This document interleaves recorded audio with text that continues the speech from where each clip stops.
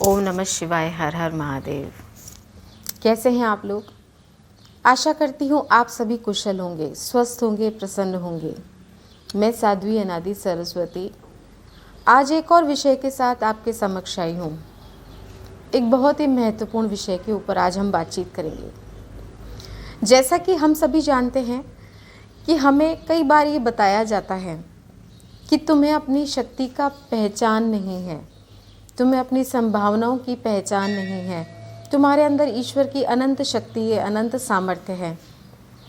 लेकिन ये बात समझाने के लिए और बताने के लिए और रियलाइज़ कराने के लिए हमारे पास ऐसे लोग उपलब्ध नहीं होते, क्योंकि ये एक अनुभव की यात्रा है जो एक अनुभवशील व्यक्ति ही करवा सकता है। आज हम इसी विषय के ऊपर बातचीत करेंगे। जैसा कि हम जानते हैं, विज्ञान के माध्यम से हमें ये सिद्ध हो गया है कि समस्त ब्रह्मांड की रचना ऊर्जा के माध्यम से हुई है। पदार्थ यानी मैटर और ऊर्जा। पर यदि पदार्थ को भी खंडित किया जाता है तो उसमें भी इलेक्ट्रॉन, न्यूट्रॉन और प्रोटॉन के जो कण पाए जाते हैं वो अंत में ऊर्जा में ही परिवर्तित होते हैं। अतः ये संपूर्ण रचना केवल ऊर्जा का ही एक्सटेंशन है, ऊर्जा का ही परिणाम है, ऊर्जा का ही विस्तार है।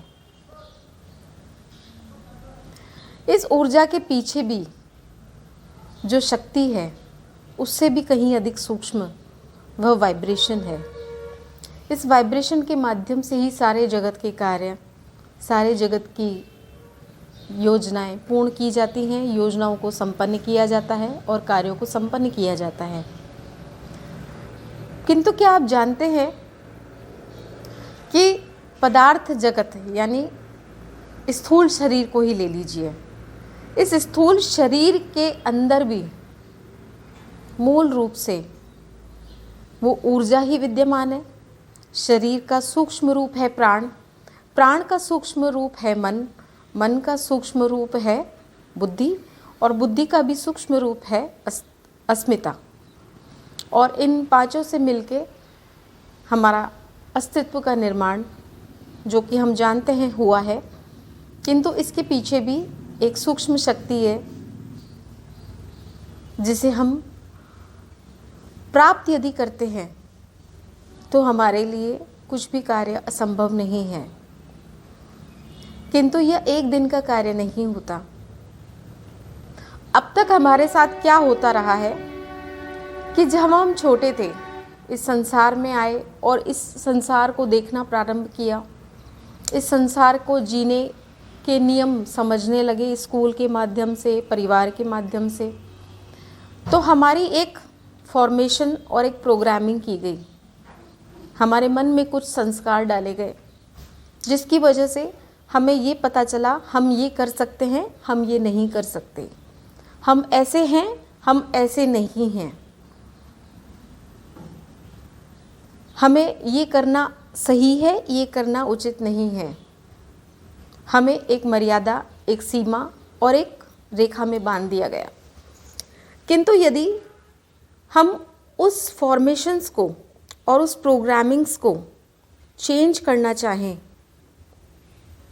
तो चेंज करने के लिए बहुत मुश्किल होगा। साइंस की भाषा में इसे हम ये कह सकते हैं कि हमारा बचपन से लेके अभी तक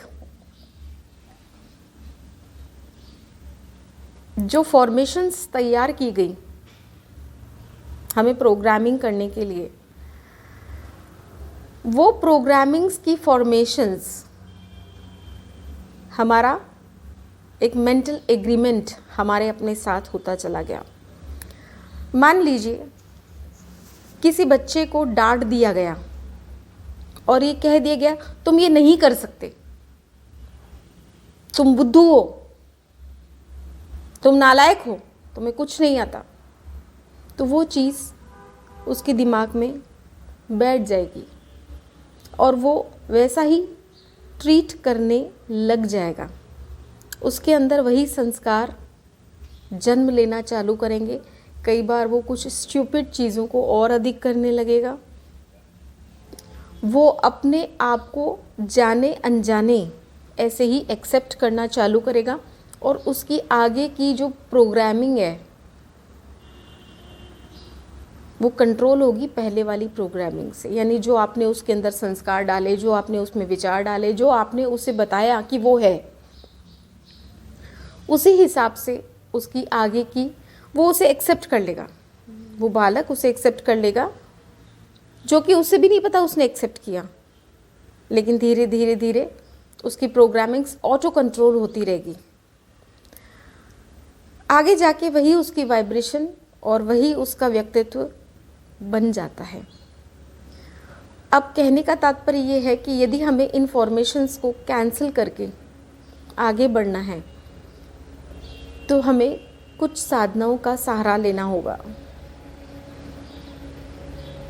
ये बात केवल एक बालक की नहीं है, ये बात हमारे अपने चारों तरफ की भी है। हम बने हैं वाइब्रेशन से। वाइब्रेशन का ही ठोस रूप हमारे सामने की जगत की परिस्थितियां हैं। जगत की परिस्थितियों का सीधा असर हमारे अंदर आता है और हमारे द्वारा बाहर जाता है। पर मुख्य बात यह है समझने की कि कंट्रोल सेंटर हम स्वयं हैं। कंट्रोल सेंटर हम स्वयं हैं। बाहर एक रिफ्लेक्शन है।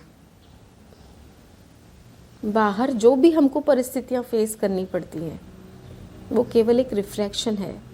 सुनने में ये बात जितनी सरल लगती है, जीवन को जानने, समझने और उसे प्रयोग में लाने के लिए उतनी ही कठिन है। क्योंकि ये बात समझने में तो आसान लगती है, लेकिन उसको अगर हम प्रयोग करने में लाएंगे तो बहुत हमें मेहनत करनी पड़ेगी।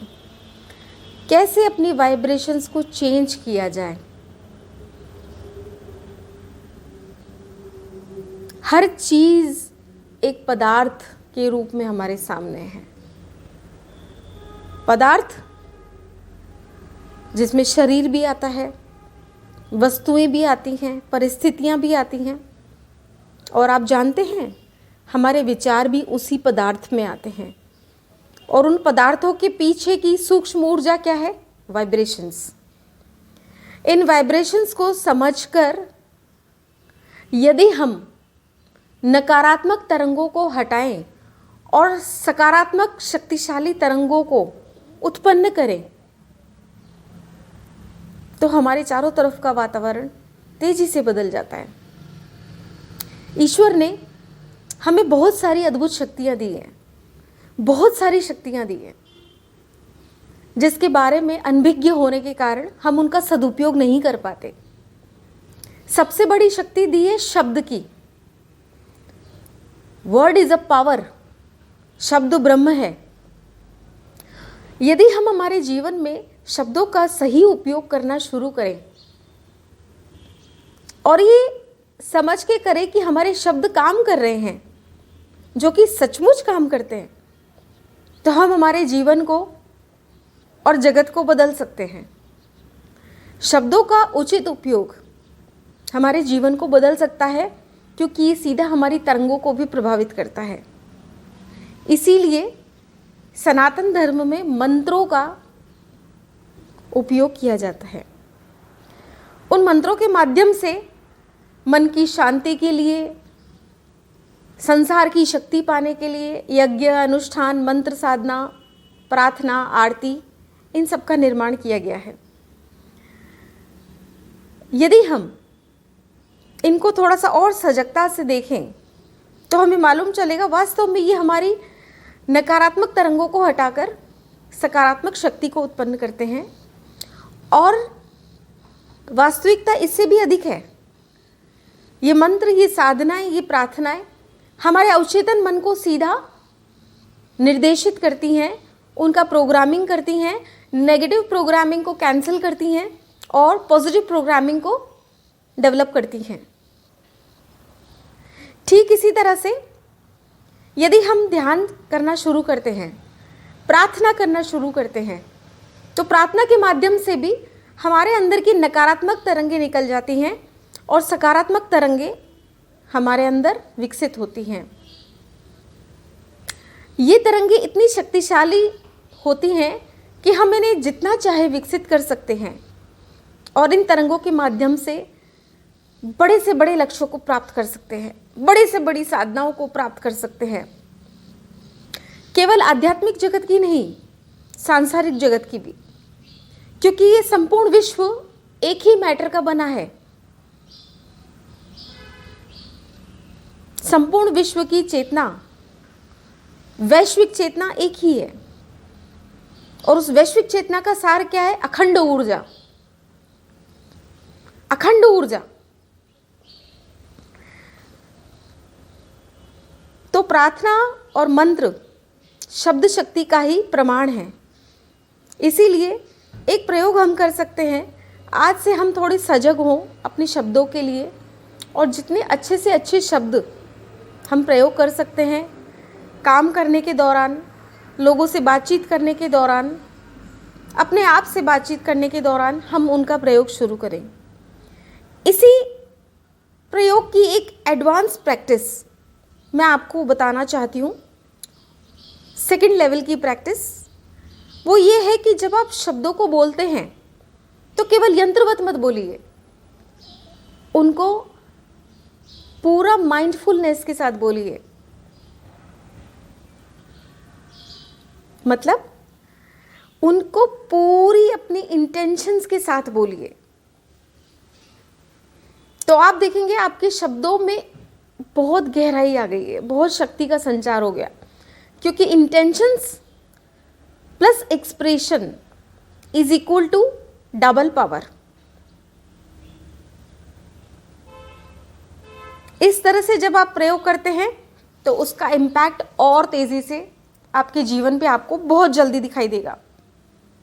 और तीसरी प्रैक्टिस इससे भी अधिक एडवांस है, उसको भी आप कर सकते हैं कि जब आप शब्द बोलते हैं इंटेंशंस के साथ में, अच्छे शब्दों का, अच्छी बातों का प्रयोग करते हैं, उसके साथ साथ आप एक मेंटल प्रेयर कर सकते हैं, let my words work in this world. O God, let my words work in this world, bless मी।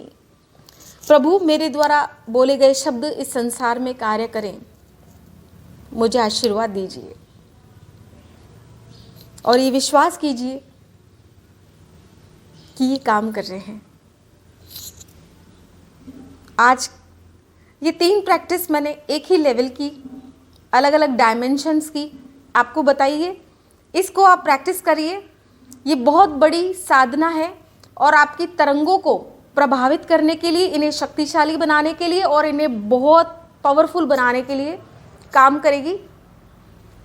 और फिर अगले टॉपिक पे मैं जल्दी आऊँगी, आपसे जल्दी मिलूँगी। इसी के साथ मैं आपके अंदर विराजमान मेरे ईश्वर को प्रणाम करती हूँ। ओम नमः शिवाय, हर हर महादेव। आप सबका कल्याण हो, ईश्वर आपकी प्रार्थना सुने, आपको सद्मार्ग दे, सद्बुद्धि दे।